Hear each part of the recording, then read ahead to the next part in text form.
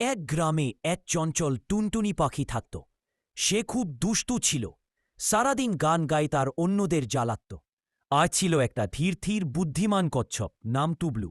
সে সবসময় চুপচাপ নিজের কাজে ব্যস্ত থাকত।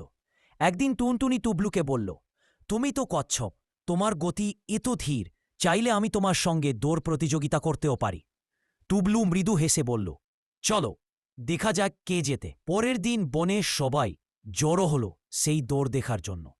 টুনটুনি তো উড়ে উড়ে এক দৌড়ে অনেকটা পথ এগিয়ে গেল, কিন্তু কিছু দূরে গিয়ে সে দেখল এক গাছের নিচে ছায়া, আর ভাবল, এই কচ্ছপ তো এখনো দূরে, একটু ঘুমিয়ে নি, তারপর আবার উড়ে যাব।